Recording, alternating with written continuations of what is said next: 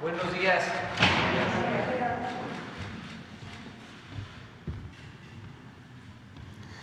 Bueno, pues el día de hoy va a ser para contestar preguntas,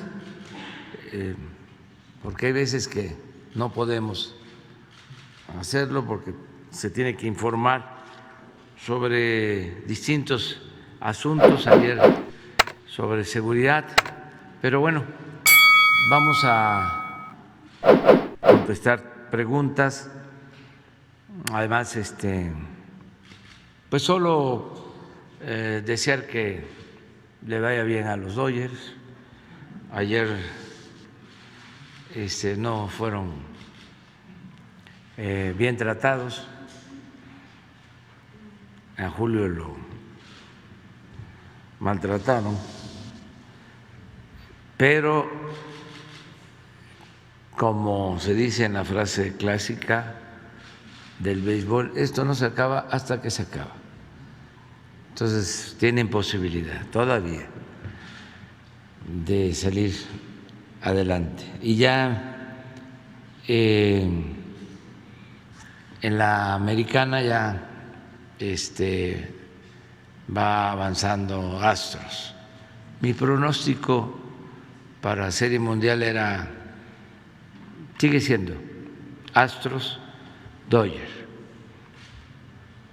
Entonces parece que ya Astros va adelante, aunque todavía falta un juego, y en el caso de Dodgers todavía, aunque van perdiendo 3 juegos contra 1, le falta 1 a Atlanta para pasar y al Astro un juego, pero hay que esperar. Es muy interesante que se tenga también tiempo para el deporte, para el béisbol, para el fútbol, para el boxeo, para todos los deportes. Queremos tener muchos. Julio César Chávez, gran boxeador,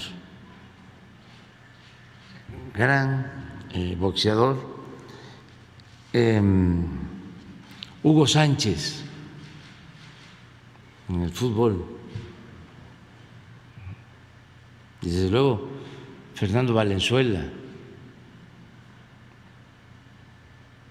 y atletas destacadísimos,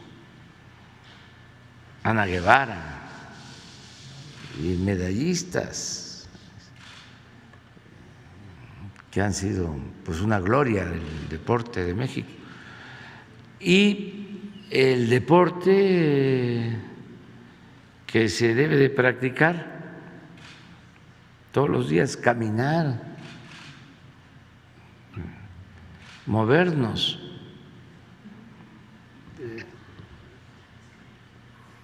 no para nivel profesional, sino por la salud.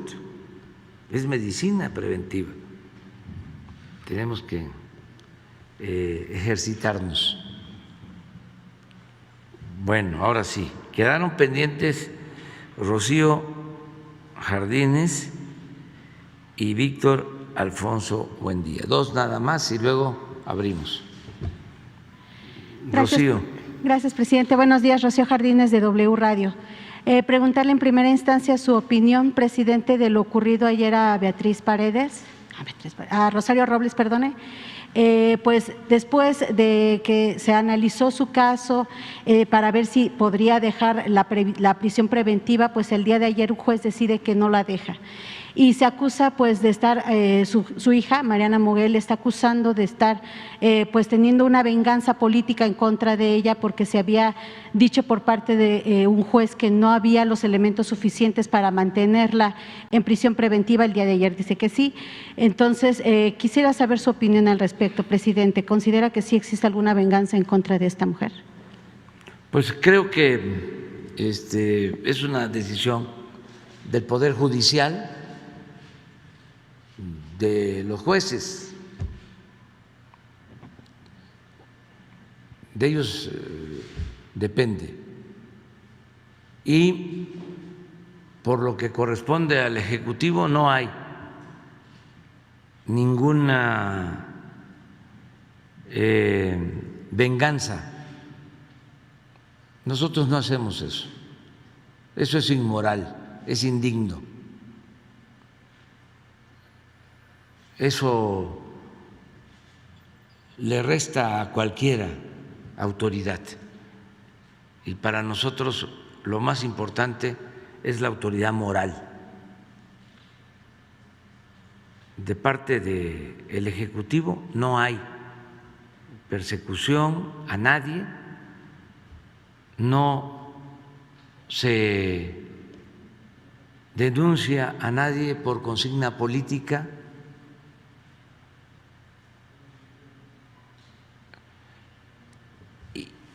Y estos asuntos los trata en primera instancia la Fiscalía, que es un poder autónomo, y luego el Poder Judicial. Los jueces pertenecen al Poder Judicial. Los magistrados al Poder Judicial, los ministros al Poder Judicial. Hace falta informar más, orientar más, porque en el antiguo régimen no se informaba sobre el funcionamiento del gobierno. Y ayer, antier, hablábamos de que la costumbre era de que el poder lo concentraba el presidente.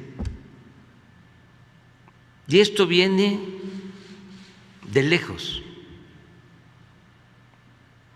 Esto se arraigó con el porfiriato. Él era el poder de los poderes. Y de ahí viene también la simulación política. Porque en la Constitución se establecía la división, el equilibrio entre los poderes, pero en la práctica, en la realidad, los poderes legislativo o judicial eran apéndice, estaban subordinados. Entonces el presidente era el que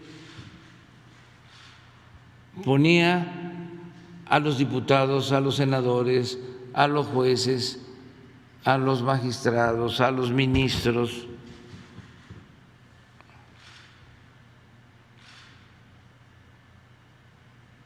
a todos, al procurador. Entonces, eso es lo que quedó en el imaginario colectivo. Tenemos que ir poco a poco informando, orientando de cómo es un auténtico Estado de Derecho, porque nada más en el discurso de manera demagógica se hablaba de Estado de Derecho, pero la verdad es que se vivía y se padecía de un Estado de chueco, de cohecho.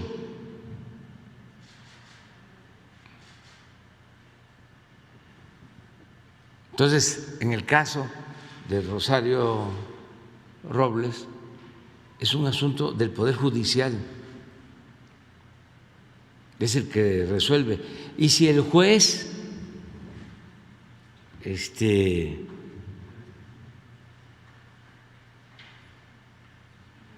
recibió una orden o actuó por consigna, debería de ser sancionado, porque los jueces tienen que actuar con autonomía. A nosotros nos están ahora resolviendo casos en el Poder Judicial en los que no estamos de acuerdo, que antes no pasaba, antes no sucedía, pero que esto muestra ya que se avanza en la separación de los poderes. Ayer, por ejemplo, se comentaba aquí de una resolución para que se puedan comercializar los cigarros electrónicos, ¿sí? Y los argumentos que da la Corte son realmente, desde mi punto de vista, muy endebles. Pero es la resolución de la Corte. Nosotros opinamos distinto. Tan es así que vamos a presentar una iniciativa legal para combatir eso, porque consideramos que afecta a la salud. Y lo dije ayer y lo repito ahora, y lo mercantil no puede estar por encima de la salud del pueblo. Entonces eso es lo que te puedo comentar. Creo que se debería de, pues, revisar la acción de ese juez, porque primero decía que se estaba violando la Constitución, de que no se había fundamentado bien el caso de Rosario, y ahora dice que pues necesita mantenerse en prisión preventiva porque existe el riesgo de fuga. Pues les recomendaría revisar la actuación del juez. Y no nos corresponde a nosotros, pero claro, podría participar la Comisión de Derechos Humanos.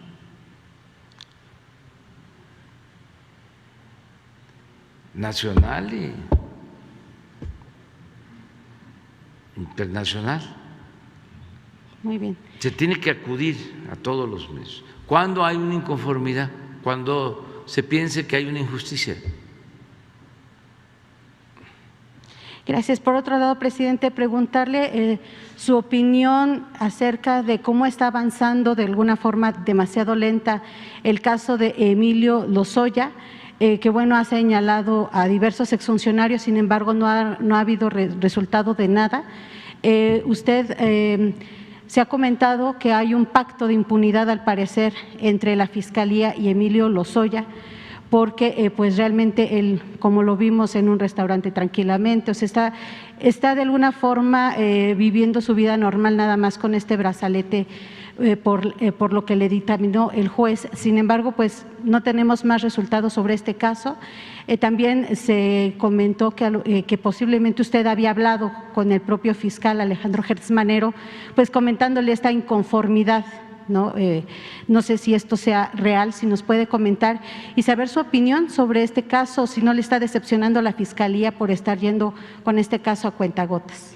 Yo creo que se están tardando, sin duda, es evidente, pero le tengo confianza al fiscal Gertz Manero. ¿Sí platicó con él sobre este caso? No. Yo no hablo de estos asuntos con el fiscal Germanero ni con el presidente de la Corte. No establecemos esas relaciones por respeto a nuestras competencias. Yo sí hablo con el presidente de la Corte y con Alejandro Germanero, que repito, le tengo confianza, lo considero un hombre recto, íntegro, de asuntos que considero fundamentales, como el caso Ayotzinapa. En eso sí, hablamos y estamos trabajando de manera coordinada para que se aclare lo que sucedió. ¿Confía en que no haya un pacto? ¿Mande? ¿Confía que no haya un pacto de impunidad? Sí, no hay. Lo que existe es un procedimiento que se aplica en Estados Unidos desde hace tiempo, no se aplicaba en México, más que a jefes de la delincuencia organizada, y se empezó a aplicar para delincuentes de cuello blanco, que consiste en que haya testigos protegidos, les llaman en Estados Unidos, y aquí se les llama el criterio de oportunidad. Entonces se pueden acoger a eso, a cambio de dar información para investigar sobre hechos de corrupción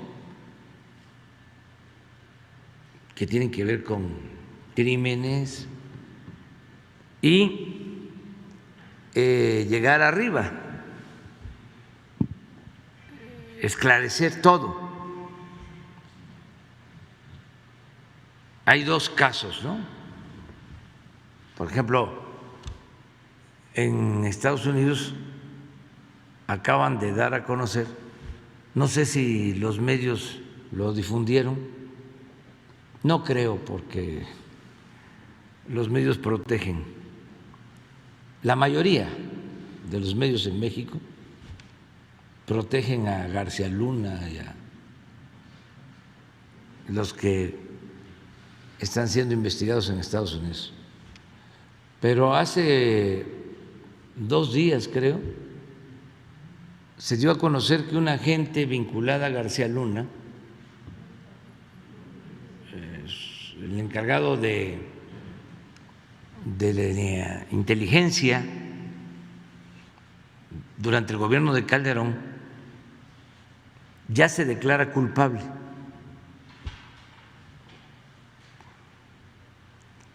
Y ya reconoce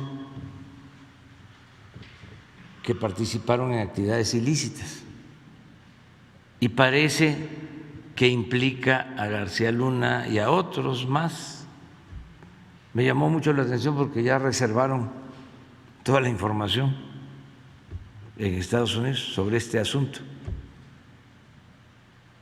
Y lo estoy diciendo aquí para que la gente se entere que está sucediendo esto, porque si le pregunto o le preguntamos a la mayoría de los mexicanos si sabía, como aquí no se difunde esto, no sale en la televisión,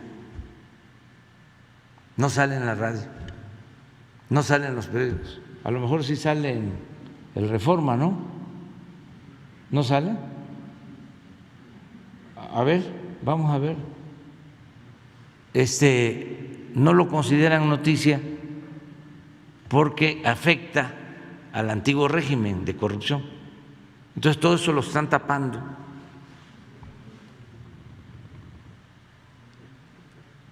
Ese es un caso. ¿Para qué hace esto este señor y se declara culpable? Porque quiere una disminución de su pena o castigo. Esto lo hacen, bueno, lo hicieron cuando Odebrecht, el dueño de Odebrecht, negoció una reducción de su pena a cambio de informar todo. Y con esa información se fueron a la cárcel presidentes de países y ministros. Sí, caso por el cual está siendo señalado Lozoya. No, esto es la investigación que inicia en Estados Unidos, a eso me refiero. Incluso el caso de Odebrecht no es que haya iniciado aquí. Aquí lo ocultaron durante años. Estaba el escándalo mundial y aquí no se decía nada. Incluso el Instituto de la Transparencia cerró el caso, o mejor dicho, declaró de que no podía transparentarse el expediente o tratarse el tema. El Instituto de la Transparencia, por todos los enjuagues que habían y que siguen habiendo arriba del poder económico con el poder político, o sea, lo que existía. Entonces, ese es un asunto. Y en México, el caso Lozoya, es parecido. Él se declara culpable y dice: yo recibí dinero o repartí dinero a legisladores para que votaran por la reforma energética. Por eso no se dicen esas cosas, ¿no? Y la Fiscalía lo acepta como testigo protegido, o otro criterio de oportunidad le otorga, y entonces le da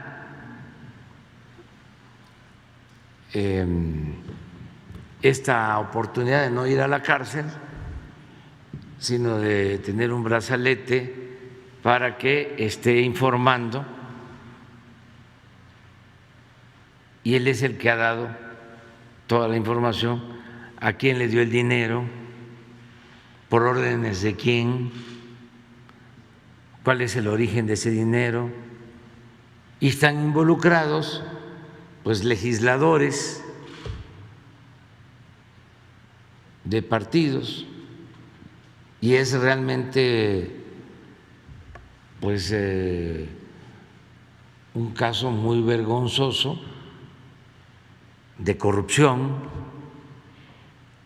mundial, porque ¿en qué país se compra a los legisladores para que voten por una reforma? ¿Y esta tardanza no le afecta a su combate a la corrupción, presidente? No, no le hace que tarden, Okay. pero que se conozca toda la verdad. A veces la justicia tarda, pero llega. Entonces yo sí tengo confianza de que, aunque estén tardando, no debería de ser así, pero entiendo de que tienen que tomar declaraciones los abogados. Pues imagínense los abogados de legisladores y de gente influyente, son pues muy diestros, y entonces están defendiendo Y no solo es la defensa jurídica, los medios. Esto de la foto de el señor Lozoya, pues se difundió en todos lados y diciendo no hay justicia, también desacreditando a Lozoya. Yo no lo estoy defendiendo, ni lo considero una blanca paloma, nada más estoy narrando los hechos de cómo los que se sienten afectados le dieron vuelo a la foto para restarle credibilidad. Esto tiene que ver no con lo jurídico, sino con lo político. Pero la Fiscalía, pues lo que tiene que hacer es investigar y no solapar nada, sea quien sea. No debe de haber impunidad. Y también no fabricar delitos, que es lo otro. El que no recibió dinero o el que está siendo víctima de una acusación falsa, si lo están calumniando, pues no tiene que preocuparse, se tiene que defender y al final se tiene que saber la verdad. Yo he padecido eso, pero mucho. Bueno, hasta me desaforaron, ¿sí?, por consigna. Le habló el presidente Fox al presidente de la Suprema Corte de Justicia, Azuela, en aquel entonces, una vergüenza,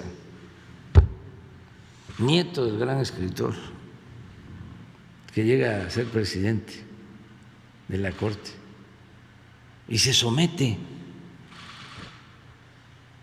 Ahí ni siquiera por dinero, sino por afinidad ideológica, por conservadurismo. Llegaron al extremo los ministros de ese entonces de sacar un manifiesto en contra mía.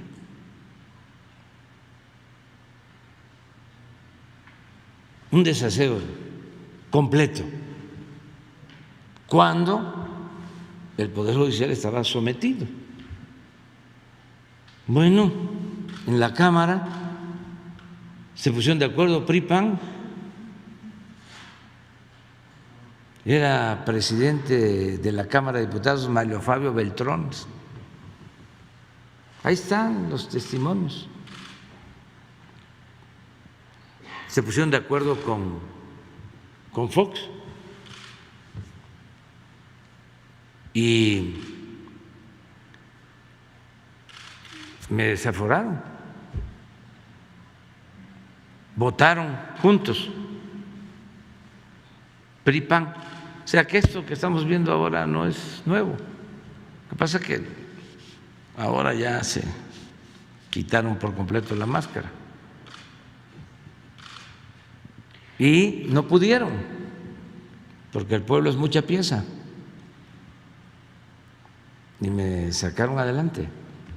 Entonces, es lo que tiene que hacer todo el que es víctima de una injusticia, tiene que luchar y no permitirlo, y denunciar, y no rendirse. Gracias, presidente. Por último, preguntarle cuál sería el mensaje al Congreso, al Senado de la República, El Grupo Plural de Senadores ofreció al secretario de Gobernación el apoyar la reforma eléctrica siempre y cuando les permitan pues meter también sus palabras, hacerle cambios de comas, puntos al proyecto que envió el Ejecutivo. ¿Cuál sería su opinión al respecto? Porque pues siguen insistiendo en que esta reforma podría generar pues la huida de inversionistas. La International Chamber of Commerce de México estimó que esta aprobación podría dejar un impacto negativo de al menos 44,000 millones de dólares, presidente. Gracias. Bueno, que la reforma eléctrica conviene al país y es la oportunidad para que la Comisión Federal de Electricidad se fortalezca, que es una empresa pública, porque lo que buscaba el neoliberalismo, los corruptos, era destruir las empresas públicas, privatizarlo todo, convertir lo público en privado. Es socializar pérdidas y privatizar ganancias. No les importaba el pueblo. El propósito era saquear, robar, hacerse grandes con la riqueza mala vida. Nada más que pomposamente a eso se le llama política económica neoliberal, o tienen otros eufemismos para esconder lo que en realidad es robo o tratar de esconder. Hablan de desincorporación de empresas no estratégicas. Eso lo usaron mucho para la privatización. O abrir el mercado, o promover la inversión extranjera.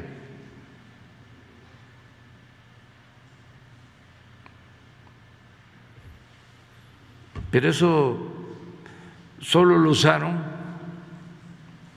para sacar beneficios personales de grupos. No se ayudó al país, se arruinó al país. Pues sí, siempre y cuando se mantenga la esencia de la iniciativa. ¿Cuál es la esencia de la iniciativa? De que la industria eléctrica sea una industria estratégica propiedad de la nación, de todos los mexicanos, y que la generación, la distribución de la energía eléctrica no tenga propósitos de lucro.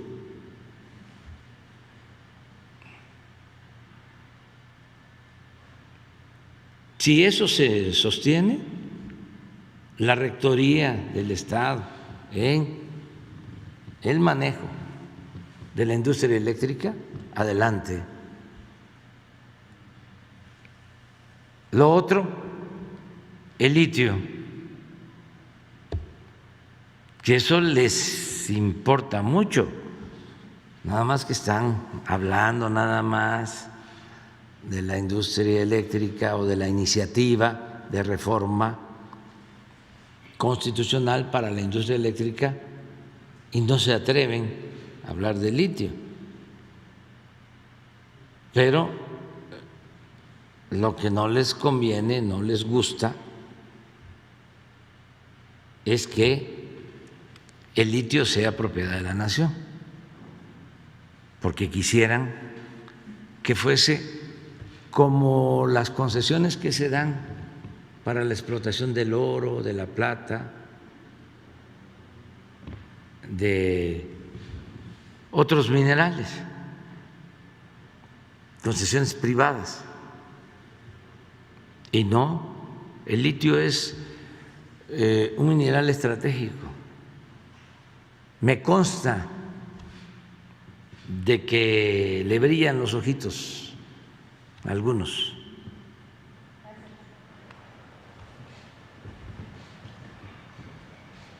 Víctor Alfonso, buen día. Gracias. Buenos días, señor presidente. Víctor, buen día para Víctor Blogs y México Informa de YouTube. Hablando de concesiones, señor presidente, ¿usted considera que por la política neoliberal el país quedó rezagado en conectividad de Internet? Pues prácticamente que ahorita a lo mejor no podríamos tener el 100% de conectividad en algunos municipios o estados del país. Le comento esto porque usted en el 2023 va a tener la oportunidad de retirar una concesión a un empresario, al empresario Carlos Slim, la concesión de Telmex, y sobre todo comentarle si será una decisión fácil o difícil, porque sinceramente, como usted a veces lo ha comentado que han andado rondando el país, usted comenta que a veces no cuenta con el servicio de Internet para poder realizar algunas situaciones. ¿Será algo difícil, señor presidente, retirar esta concesión en el 2023 o será nuevamente otorgada para el mandato? No, no va a ser difícil si se trata de, en efecto, revisar lo de la concesión. Si se vence el plazo y se puede retirar o refrendar, es decir, que continúe.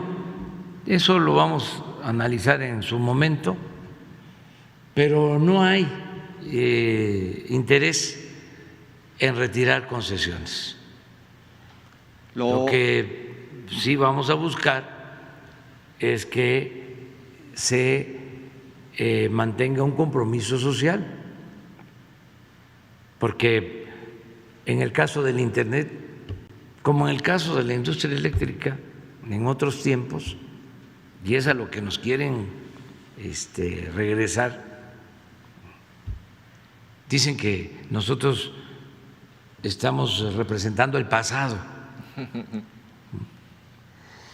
pero no, quienes representan el pasado son los que quieren seguir dominando México y oprimiendo al pueblo. En el caso de la electricidad es muy interesante la historia de cómo no estaban electrificados los pueblos porque eran empresas privadas las que predominaban en el sector eléctrico. A lo que nos quieren regresar, a lo que nos regresaron, pero afortunadamente se dio el cambio, porque ya después de que no intervenía el sector privado en la industria eléctrica, ahora tienen el monopolio prácticamente del mercado eléctrico. Las grandes empresas, corporaciones comerciales, que ya se ha dicho aquí, los Oxxos, todo eso, pues no le compran energía a la Comisión Federal de Electricidad. Ellos supuestamente producen su propia energía con subsidios y pagan menos que lo que pagan los usuarios en México, las familias. Entonces, ¿qué pasaba cuando el gobierno del licenciado Adolfo López Mateos, en los años 60, pues no estaba electrificado el país?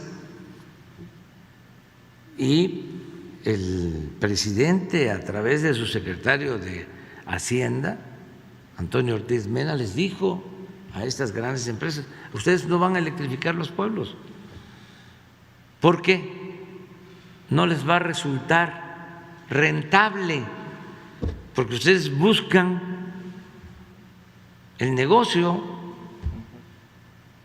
pero el Estado tiene una responsabilidad social y el que los pueblos se electrifiquen significa progreso y justicia, o progreso con justicia.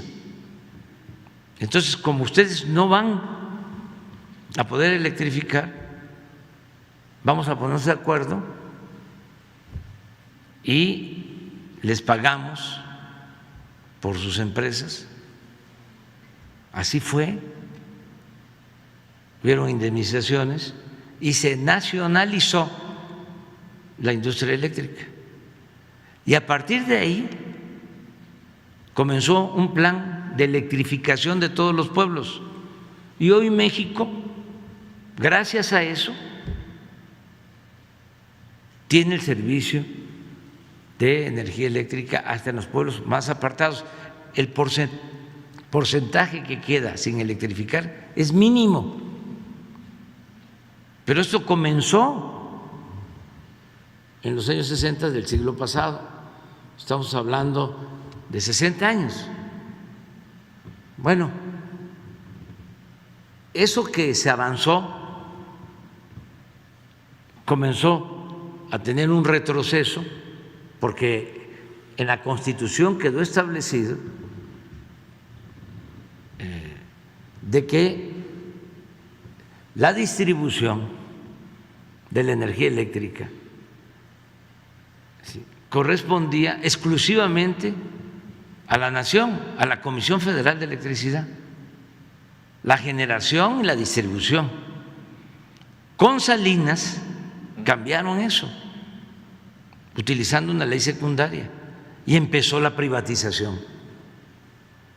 Y empezaron a cerrar plantas de la Comisión Federal de Electricidad, y lo que buscaban, y es el propósito todavía, era quebrar por completo, arruinar a la Comisión Federal para que todo el mercado de la industria eléctrica quedara en manos de particulares, de empresas, sobre todo extranjeras, españolas en particular, empresas que sobornaron a funcionarios corruptos, que se los llevaron a trabajar. El caso de las empresas españolas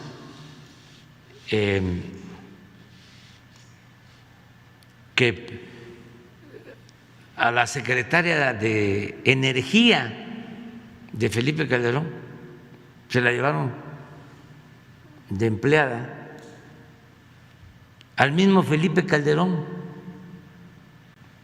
se lo llevaron al Consejo de Administración. Esas empresas españolas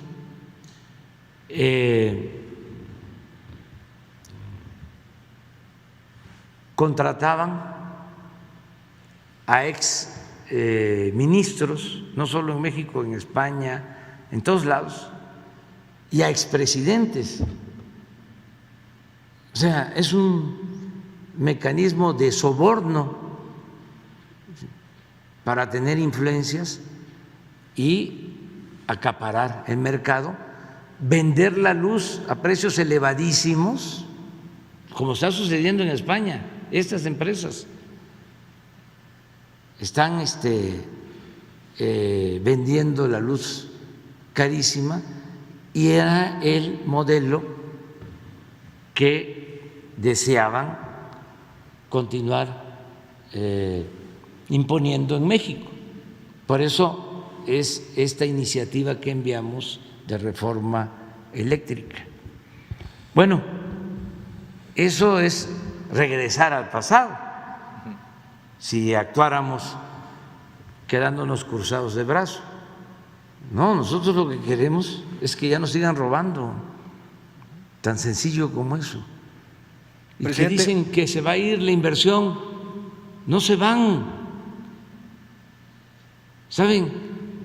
El planteamiento que les estamos haciendo en la ley, en la reforma constitucional, que el Estado se quede con el 54%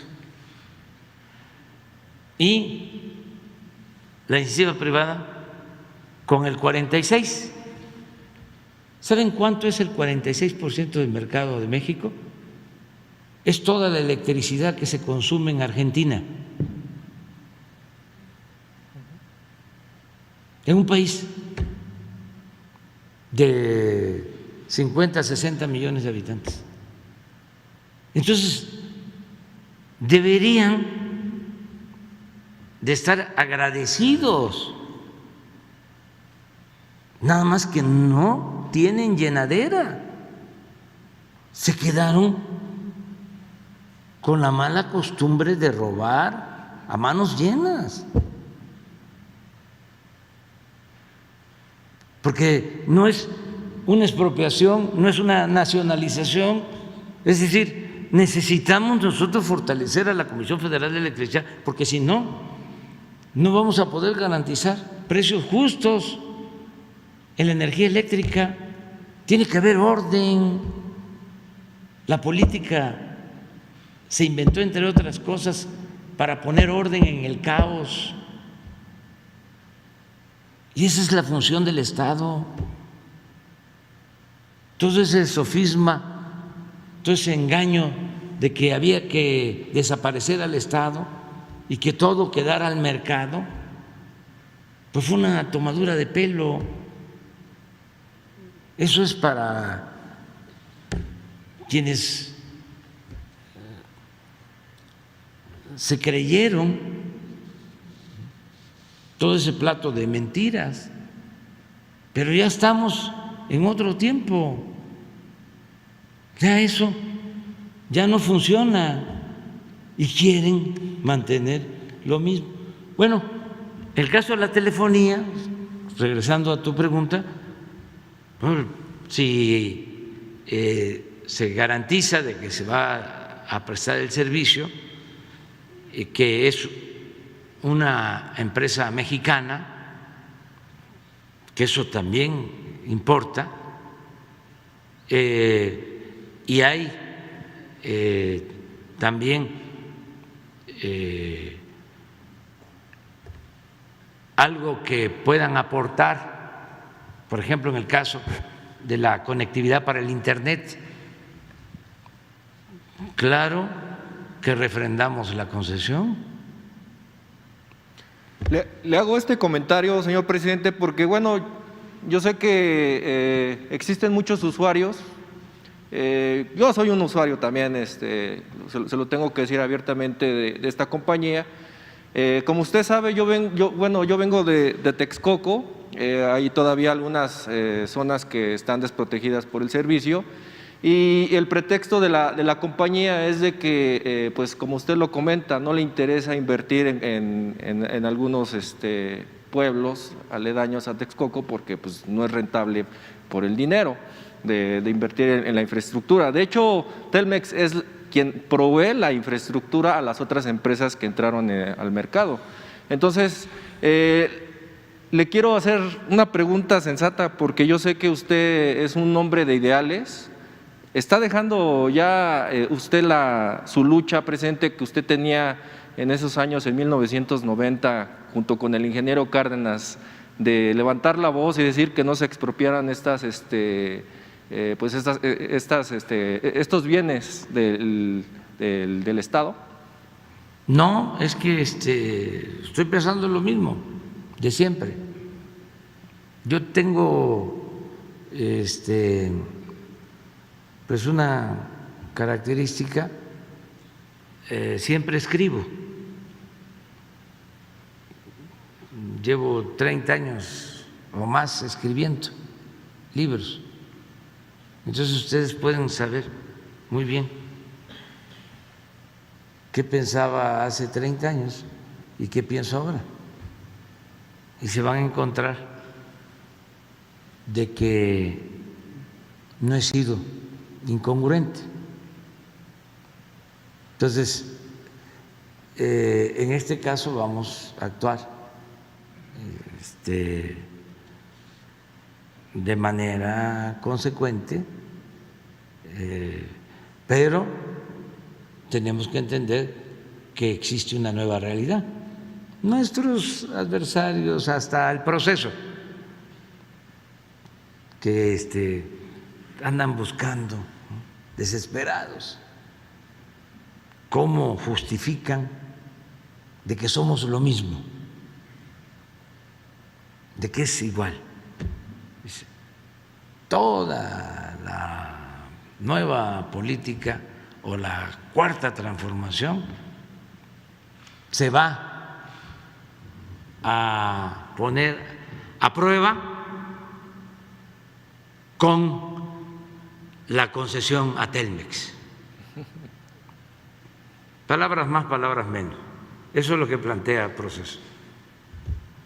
Pues una vez les digo, vamos a hacer lo que más le convenga a la nación. No vamos a caer en extremismos. O sea, a lo mejor en el periodismo se puede, el extremismo, dar bandazos, y se tocan los extremos, la extrema derecha y la extrema izquierda. En la lucha nuestra no. Nosotros lo que queremos es que las cosas mejoren en beneficio de nuestro país y hacerlo de manera pacífica y no imponer nada, convencer, persuadir. Entonces, se trata de una empresa que entregó Salinas de Gortari. Claro que yo estuve en desacuerdo. ¿Por qué? Porque yo no estoy a favor de la política privatizadora. Tan es así que no hemos dado concesiones. No es lo que pasó en el periodo neoliberal, que entregaban concesiones para el petróleo, para la industria eléctrica, para la minería, que entregaron casi todo el territorio nacional. Esto es distinto, el tiempo que llevamos nosotros es diferente y nos va a tocar resolver esto y no tengo ningún problema de conciencia. Es saber, ya está. ¿Qué hacemos? Revocamos la concesión. A ver, se lo dejamos de tarea a la gente. Revocamos la concesión y el Estado se hace cargo, ¿sí?, o, que eso es lo que yo pienso, se mantiene la concesión buscando que haya compromisos en beneficio de la población, ya sea en tarifas o ya sea que se amplíe la red para que tengamos internet todos o llegar a un acuerdo. Eso es lo que va a estar en cuestión. Yo no soy partidario, o sea, quizá si me hubiese tocado a principio del gobierno, a lo mejor, sí, como lo estamos haciendo con los bancos, como parte de la política privatizadora, no dejaron ni un banco, dejaron un banquito que ni sabe la gente cómo se llama o cómo se llamaba. Era Bansefi. Bansefi, que ahora es el Banco del Bienestar, y que va a ser un banco muy importante porque va a tener cerca de 3,000 sucursales, donde no llegan los bancos comerciales. Nos costó trabajo conseguir la autorización, porque ustedes creen que a los del Banco de México les gusta el que haya un banco fuerte del Estado. No, si ellos se formaron en la idea de la privatización, si lo que más afectó del modelo neoliberal fue el que les lavaron el cerebro, con todo respeto, y lo único que aprendieron fue a que era mejor el sector privado que el sector público y que había que diluir al Estado y dejar todo al sector privado. Entonces nos costó incluso en Hacienda, aquí adentro, porque fueron 36 años de política neoliberal. Bueno, ya empezamos, pero tenemos que operar 2.700 sucursales. Vamos a tener como 3.000 en todo el país para que la gente pueda tener cerca un banco, porque es lo mismo del Internet y lo mismo de la industria eléctrica. De hecho, o sea, ¿por qué no hay bancos en los pueblos? Porque pues no les es rentable a los banqueros.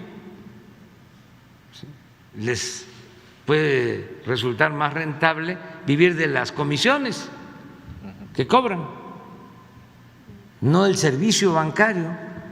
Entonces, por eso lo tiene que hacer el Estado. Pero bueno, de las 2.700 sucursales que tenemos que construir,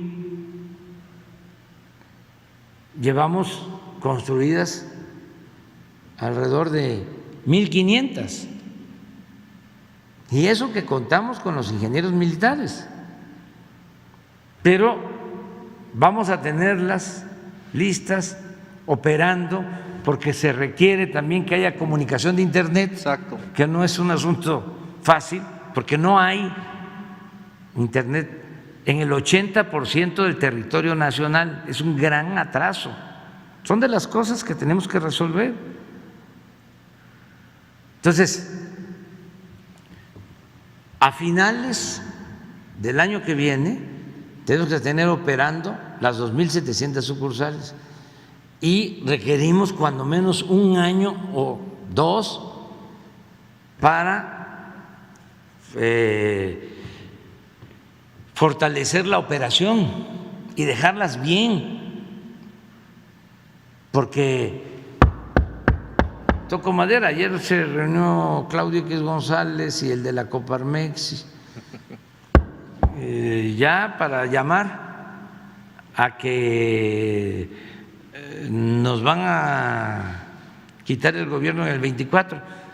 Ya vamos de gane, porque antes decían que nos iban a ganar en la revocación del mandato el año próximo, pero ya se arrepintieron. Ahora va a ser hasta el 24. Pero bueno, imagínense si estos llegan, desmantelan todo.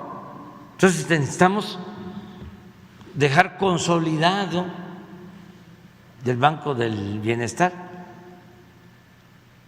Entonces no es un asunto fácil, lleva tiempo, son cambios incluso de mentalidad, es estar formando nuevos cuadros, servidores públicos que estén pensando en el interés general, que estén pensando en los negocios públicos, no que estén pensando en la corrupción, no que estén pensando en los negocios privados, no que sean empleados de las grandes corporaciones, de las empresas, que tengan emoción social, que le tengan amor al pueblo, que tengan convicciones, que tengan ideales, que tengan principios, que sean honestos. Eso es la transformación. Entonces todo eso lleva. Ahora, imagínense si yo en el 23 2023 decido, se expropia o no se expropia, no se retira renueva la concesión, la vamos a manejar nosotros, la empresa. Pues no son tamalitos de chipilín.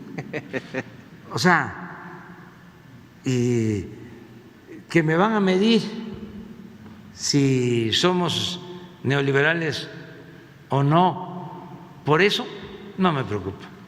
Yo tengo mi conciencia tranquila, yo sé lo que le conviene al país. Y sé también que son procesos que se tienen que ir dando poco a poco.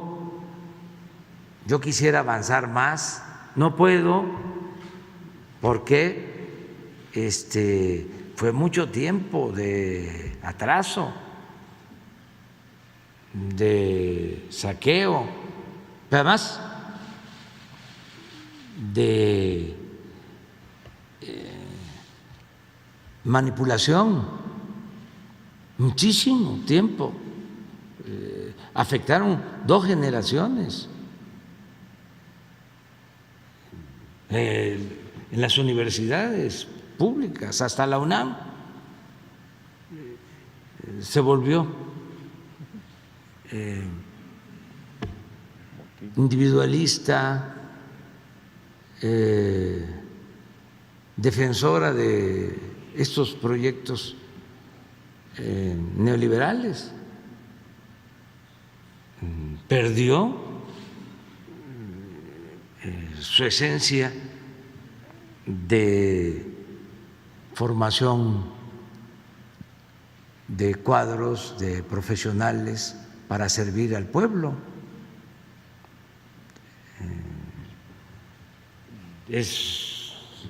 Ya no hay los economistas de antes, los sociólogos, los politólogos, los abogados, ya no hay derecho constitucional, ya el derecho agrario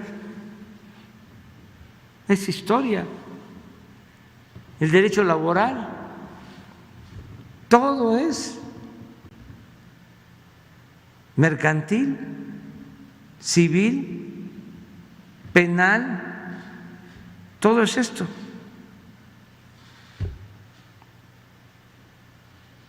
Entonces, sí, fue un proceso de decadencia. Afortunadamente se tiene esta oportunidad de sentar las bases para la transformación y, si es posible, consumar la 4ª transformación, pero es un proceso. Tiene uno que remar contra la corriente. Pues esto que estamos hablando de los medios, los que antes callaban,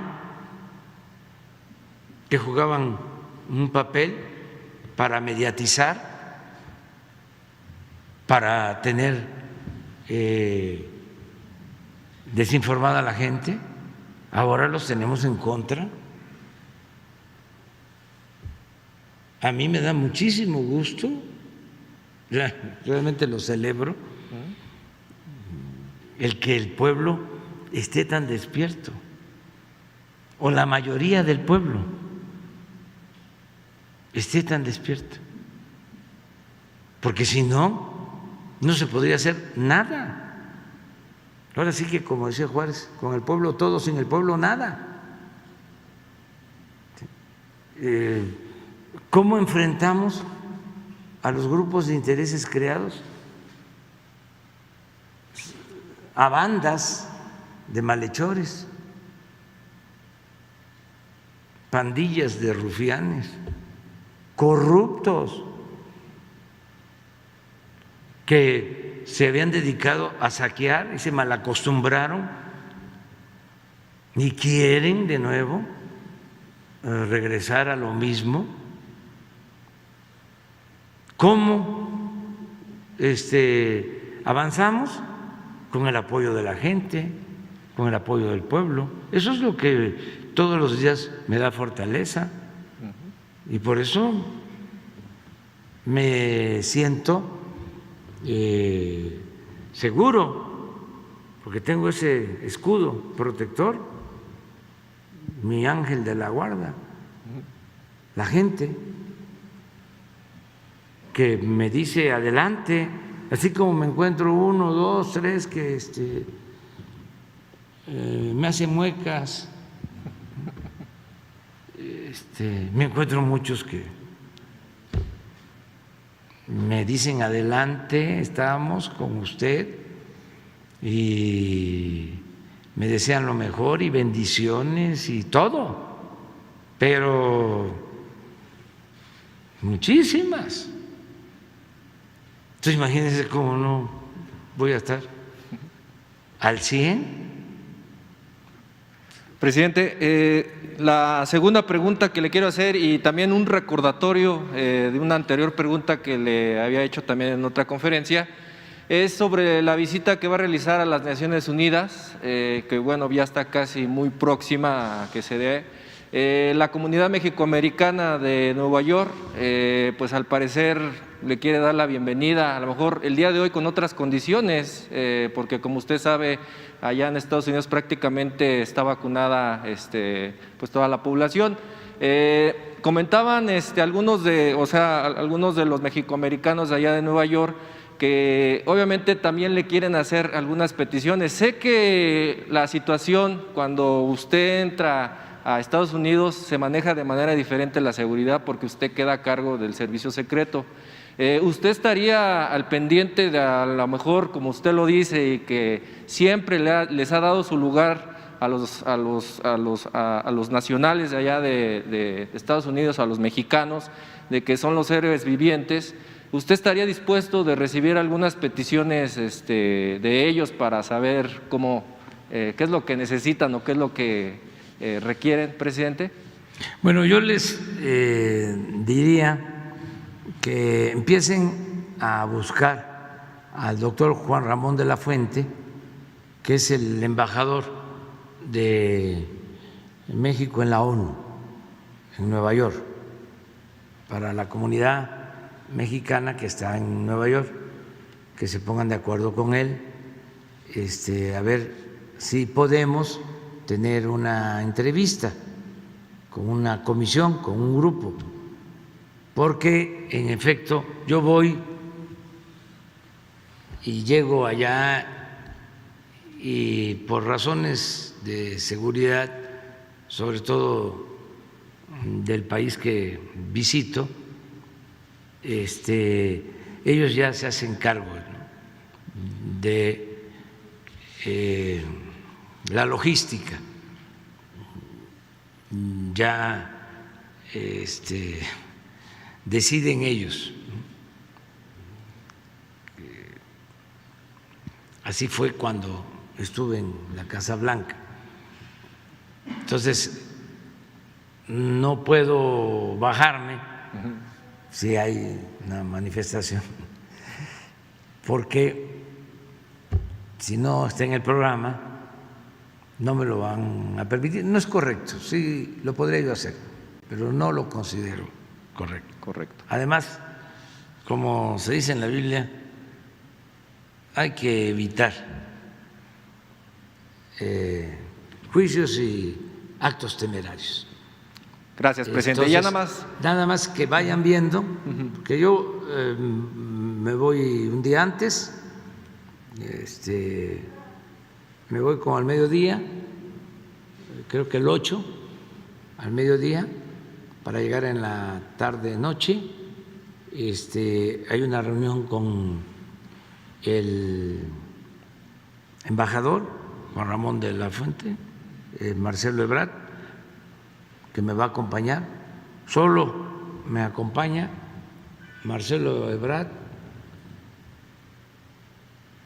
y Daniel Asaf, porque vamos a la ONU, llegamos a Nueva York en la tarde, tenemos esa reunión en la noche, al día siguiente ya vamos a la ONU, al Consejo de Seguridad de la ONU. Nos toca a nosotros la presidencia del Consejo de Seguridad. Yo voy a conducir la reunión, la sesión del Consejo ese día. Se van a tratar temas y yo voy a tomar la palabra y voy a dar a conocer un mensaje que tiene que ver con un compromiso mundial para combatir la corrupción y la desigualdad en el mundo. Gracias, señor presidente. Ya nada más, por último, para terminar mi participación, le quiero nada más recordar, presidente, si usted lo tiene en mente, le había hecho el recordatorio del pago que ya está próximo a hacerse para las pensiones de adultos mayores, que se va a realizar ya ahorita en el bimestre noviembre-diciembre. Le había comentado si nos podría compartir la información la subsecretaria Ariadna Montiel, si solamente se va a entregar el retroactivo por incorporación aquí en la Ciudad de México o sería para los otros adultos mayores que se incorporaron en los otros estados. Esa sería la única duda, porque sé que la subsecretaria Ariadna Montiel anda cabildeando con los nuevos gobernadores para la inclusión de las personas con discapacidad de 30 a 64 años y bueno, también sé que el fin de semana pasado pues se dio el informe, incluso el secretario May comentaba cuánto va el avance sobre este nuevo censo. Nada más sería eso, presidente. Gracias. Sí. Bueno, nos queda pendiente ese informe. Quizá mañana no se pueda porque vamos todos, allá va a estar Ariadna y va a estar Javier May y todos los del Gabinete de Bienestar. Vamos a la montaña de Guerrero y está lejos. De aquí a Metlatono pues deben de ser como 7 horas, 6, 7 horas. Entonces nos tenemos que ir temprano, pero vamos a invitar a May y a Ariadna porque sí es importante que se sepa cómo se van a ir incorporando los de 65 y más, de 65 a 68, cómo se van a ir incorporando y cómo va a ir aumentando también el monto de la pensión, no solo este año, sino hasta el 24. Entonces, quedamos pendientes. Si lo programamos, Jesús, para la semana próxima, ya podemos quedar el miércoles de la semana próxima. ¿De acuerdo? Ustedes dos.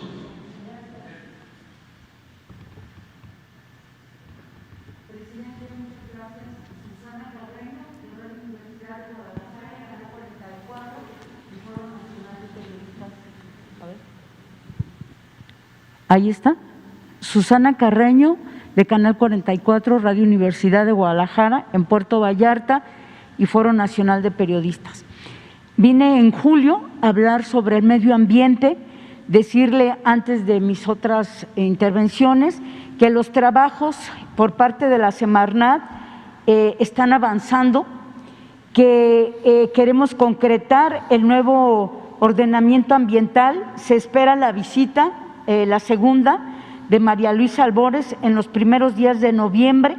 Decirle que los pescadores de la lonja pesquera fueron atendidos por el almirante Víctor Francisco Uribe Arévalo, el director de la API, y también con APESCA.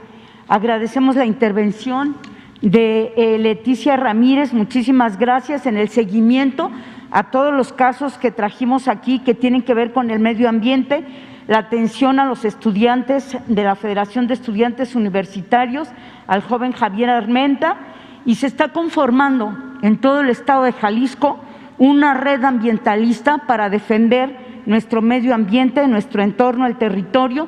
En Puerto Vallarta se están organizando los colectivos y se forma Salva Vallarta también, respecto a las autorizaciones ilegales de licencias de construcción por la pasada administración encabezada por Arturo Dávalos sobre la construcción de desarrollos turísticos, comentarle que incluso edificios se detectaron apenas hace 2 semanas porque empezó a salir el agua cristalina en edificios que se construyeron sobre mantos freáticos.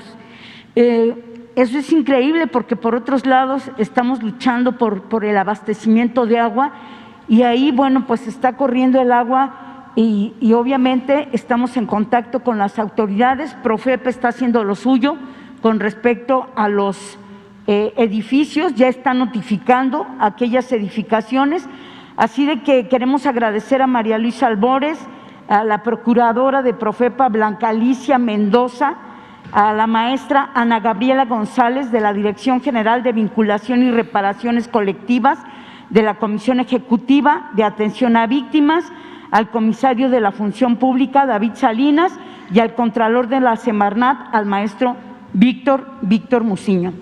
Gracias. Por otro lado, justamente dentro de un mes, presidente, en Jalisco, yo voy a hablar por Puerto Vallarta, pero en todo el estado de Jalisco, el 20 de noviembre inician las mesas de diálogo por un trato justo, el pacto fiscal que el gobernador del estado, Enrique Alfaro, ha convocado a todos los jaliscienses. El 20 de noviembre empiezan mesas de diálogo por un trato justo y el pacto fiscal que él señala. El gobernador de Jalisco está pidiendo a la Federación trato justo. Nosotros hacemos un análisis en el caso particular de Puerto Vallarta porque el municipio ha sido saqueado. El municipio en el área turística, en la opulencia, pues todo está bien, es un paraíso turístico gracias al trabajo de todos, especialmente de los empresarios del turismo.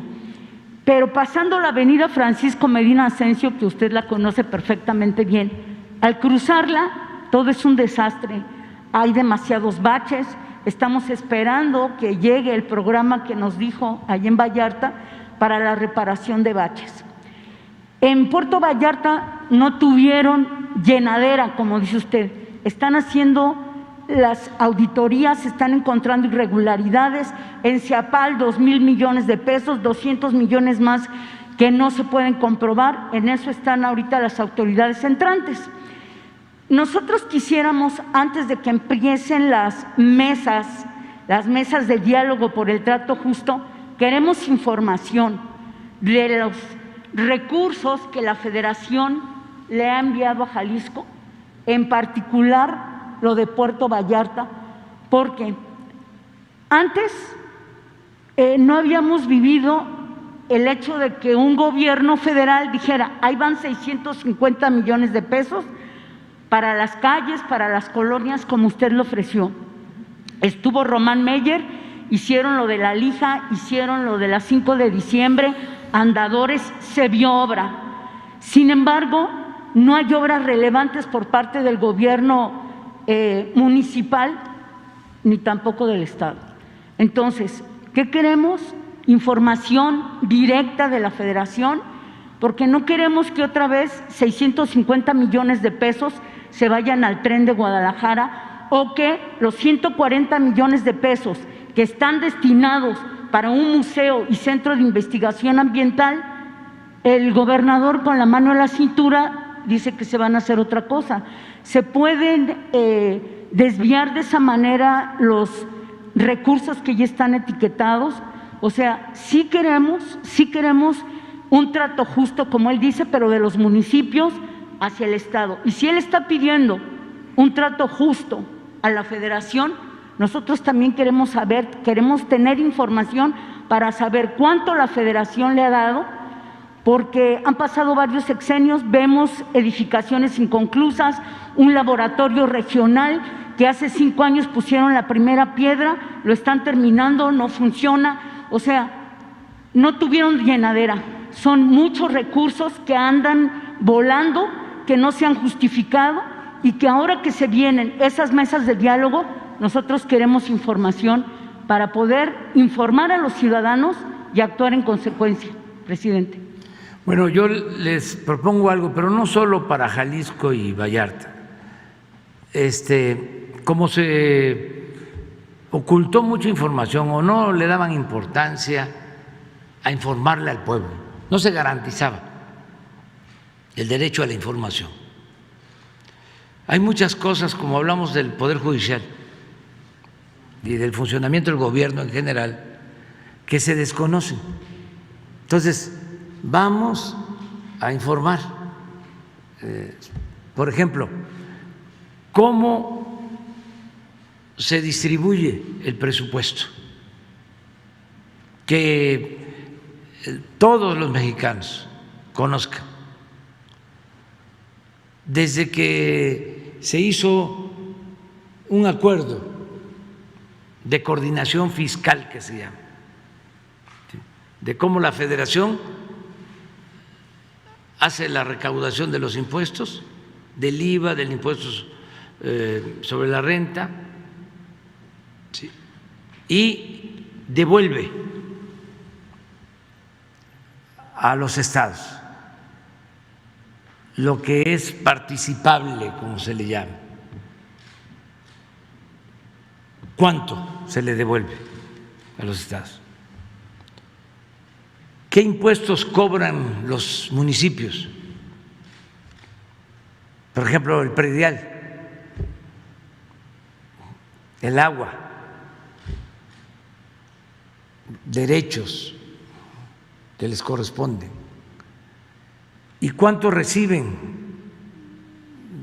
de presupuesto federal? De las participaciones que van a los estados y que un porcentaje corresponde al gobierno del estado y otro porcentaje a los gobiernos municipales. Hay gobiernos estatales que tienen ingresos propios, o sea que su recaudación es importante,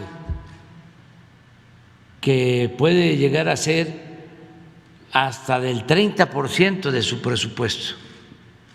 Aquí en la ciudad debe de ser como el 40, el 50% del presupuesto de la ciudad, los ingresos propios, porque son impuestos, ya dije, de agua, predial, a veces impuestos a la nómina, todos son ingresos propios. Y otro porcentaje, que en general es mayor, es lo que reciben de participaciones federales, lo que le transfiere la Federación. Eso nos corresponde a nosotros entregarlo mes con mes.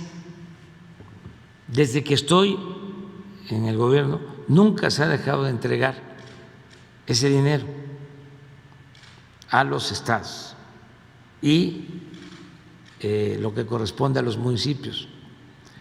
¿Cuánto es? Depende de lo que se recaude y de una fórmula que está establecida en la ley, que toma en cuenta la población de un estado, que toma en cuenta lo que aporta al estado, a lo que llaman Producto Interno Bruto, lo que produce el estado, y toma en cuenta también el nivel de pobreza de la gente. Son los factores que se consideran en esa fórmula y así se entrega. Ahora hay una controversia, que esto no se sabe, pero que es interesante, porque lo estás preguntando y es parte de lo mismo. Hay una controversia porque durante algún tiempo, como 20 años, fue creciendo más la población del Estado de México y en la fórmula para la distribución se incluyó dar más a los estados con más población. Entonces el Estado de México recibía más recursos de la Federación, es decir, le correspondía más por derecho en la fórmula, por el número de habitantes. Esto significaba darle menos a otros, porque es la misma bolsa, más que se distribuye con una fórmula. ¿Qué sucede? Que en el censo reciente del 2020 aparece menos población en el Estado de México. Y por la fórmula le corresponde, de acuerdo a lo que está establecido en la ley, menos. Recuerdo, por ejemplo, que a Jalisco le va a tocar más de este asunto, Sí. y al Estado de México menos. Por eso, presidente, es importante venir. Por eso, allá voy. Sí. Entonces, ¿qué hizo el gobernador del Estado de México? Pues está en su papel, inconformarse, y presentó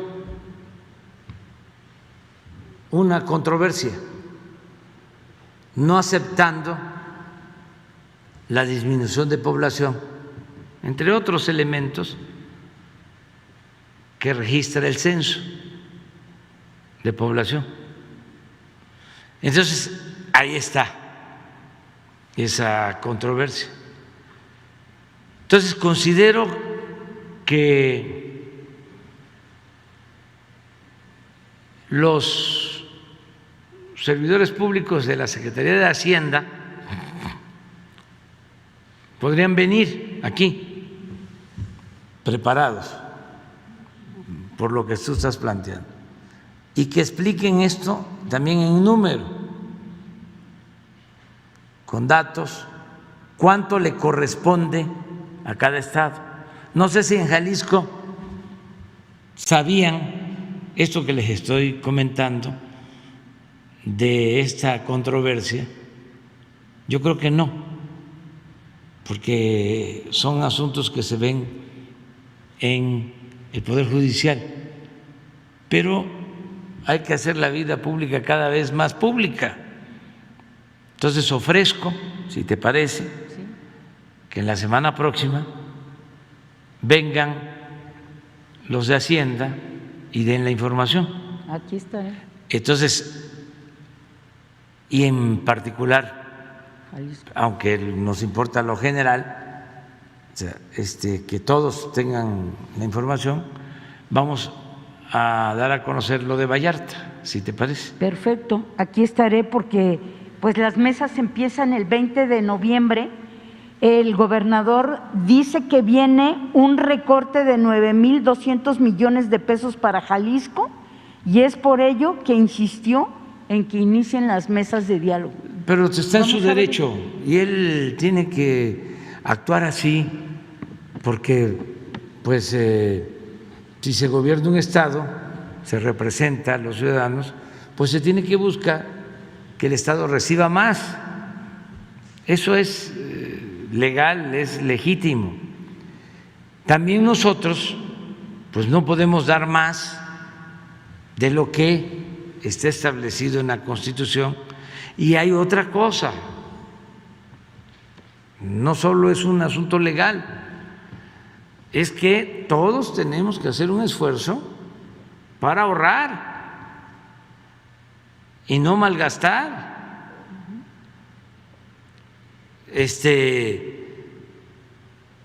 Porque estamos administrando dinero del pueblo y sea mucho o sea poco, tenemos que manejarlo con honestidad. Cosa que Y no ha habido en Vallarta. siempre, Presidente, si hay honradez, alcanza. así es. Presidente, pues sí, efectivamente, ahí no tuvieron hartazgo, vendieron patrimonio municipal. Yo creo que se puede enderezar el camino, esperemos que la nueva administración lo haga.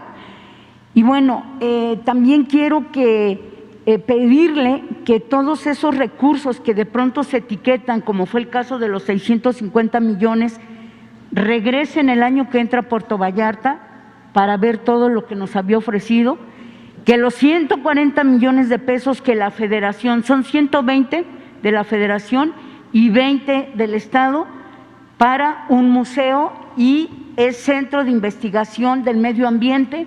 Le han ido a dejar al gobernador a Casa Jalisco firmas y firmas para que respete los recursos y a veces no entiende, ¿no? Pero bueno, vamos a ver qué sucede y aquí estaremos. Finalmente, también comentarle que en Jalisco aún hay 108 maestros afectados por la reforma educativa de Peña Nieto. De momento, a los maestros los reubicaron de nueva cuenta y los volvieron no a cesar, sino a suspender.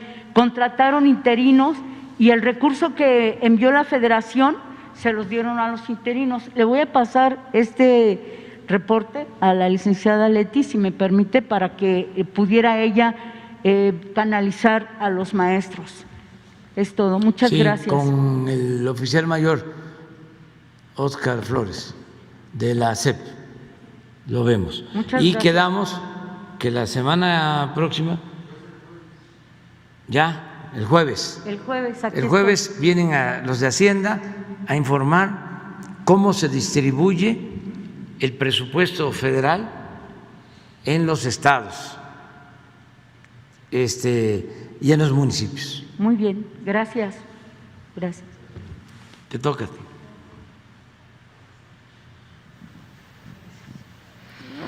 Buenos días, presidente. Buenos días a todos. Soy Frida Guerrera, medio independiente, colaboradora de Cultura Colectiva, Fernanda Tapia, entre otros medios de comunicación.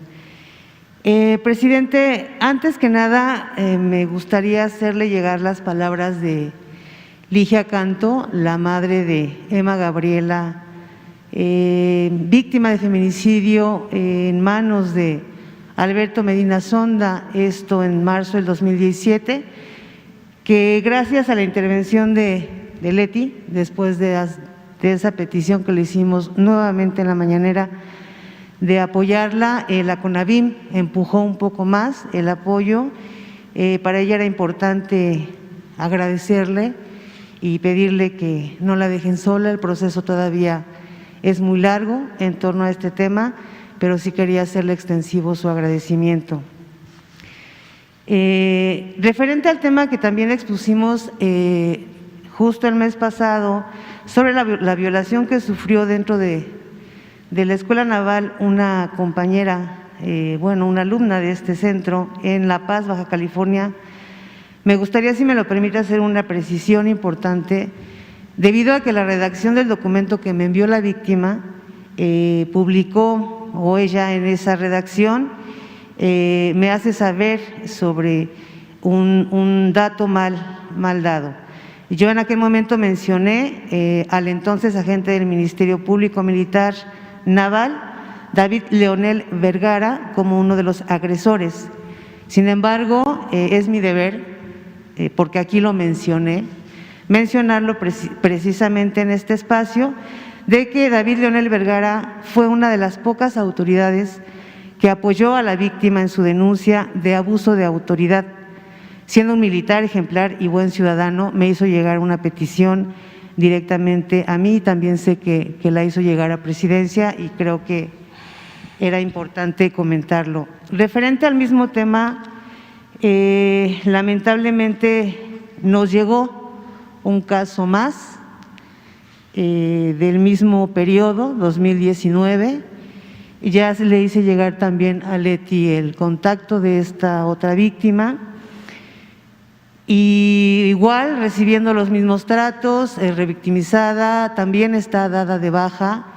Nos hacía saber Leti Ramírez que no estaba dada de baja la primera víctima. Sin embargo, a ambas las hacen ir a firmar cada mes A ambas las tienen alejadas de la escuela, ninguna puede terminar ni regresar a la escuela y bueno, la intención era preguntar directamente al secretario, lamentablemente no está, pero pues ver la posibilidad de que se les pudiera dar una respuesta ya a estas dos mujeres de cuándo pueden regresar a la escuela. Lamentablemente, y creo que es necesario comentarlo, un grupo de abogadas allegadas a un personaje político de la oposición, obviamente una de sus detractoras, que es una mujer, abordaron a estas dos víctimas sin yo tener conocimiento y bueno, lamentablemente Proceso da a conocer una nota muy delicada, tanto en la revista impresa como en redes sociales, que expone a la primer víctima, la vulnera, dando detalles de lo que sucedió, que ni siquiera su familia conocía.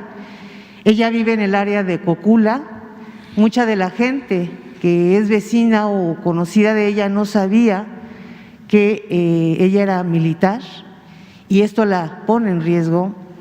Ojalá la certidumbre de lo que la institución les pueda dar o les pueda responder a ambas las aleje de esta vulnerabilidad, presidente.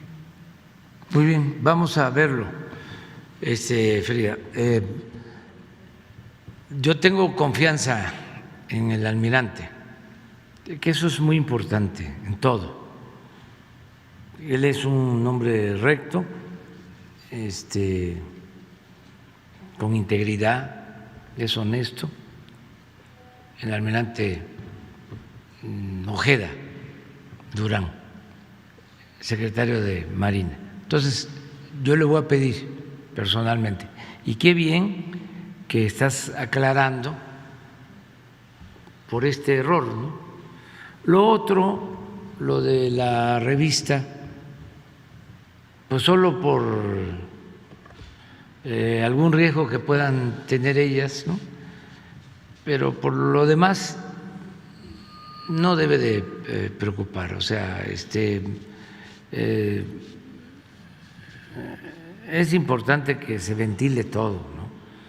Nada más lo que hay que cuidar es el riesgo que puedan correr, pero se les protege y vamos a resolverlo. Y qué bien que estás aclarando de que marino no actuó mal, sino al contrario, fue el que defendió. Sí, pero así pasa, todos nos equivocamos. Gracias, presidente. En otro punto, voy a tratar de ser muy breve, son nada más 2 puntos más. Sabemos que la Fiscalía es un poder autónomo, la Fiscalía General. Sin embargo, ojalá usted pueda ayudarnos. Ahorita hablaba de que usted habla con el fiscal solamente de situaciones muy especiales. Nosotros, además de escribir, además de acompañar, ayudamos a ubicar presuntos asesinos, presuntos feminicidas. Tenemos ubicados a 2 en Estados Unidos, uno desde hace 7 años, prófugo, y otro desde hace 15 años. Se han hecho las solicitudes a la Interpol para poder lograr la detención de estos sujetos. Creo que el tema del mensaje de impunidad, 15 años y 7 años son demasiados. Nos ayudaría mucho que usted pudiera interceder para hacer la petición de que nos empujen estas solicitudes a la Interpol, porque se han metido constantemente cada año y no sale. Muy bien. Muchas gracias. Se lo voy a encargar al secretario de Relaciones Exteriores. Le mando a Marcelo Ebrard. Te mando los datos a sí, Leti. Con Leti. Ok. Y por último, antes que nada, quiero precisar algo que usted siempre menciona, es que la calumnia cuando no macha tizna. Y nosotros hemos desgraciadamente sido pues muy manchados desde que vinimos por aquella primera vez y nos levantamos. Quiero precisar que no pertenezco a ningún partido político, ni soy hija de Soros, ni ¿De qué? líder de Soros, porque hasta de eso me han señalado, Soros. de que Soros me financiaba, Ah, de que la Arabia Saudita también, así como muchas cosas que usted pasa y ha pasado durante todos estos años. Tampoco soy líder de ningún grupo feminista. Nadie me paga por coadyuvar en la detención de feminicidas o por acompañar familias y escribir sus historias. Con todo el respeto que usted me merece, presidente, usted nos prometió un informe mensual de género. Ojalá nos pudiera también dar una fecha para la próxima semana. Particularmente y de manera personal, creo en usted, y si usted se comprometió en este espacio es porque es un hombre de palabra. Gracias, presidente. muy bien. ¿Sí nos puede dar más o menos para cuándo?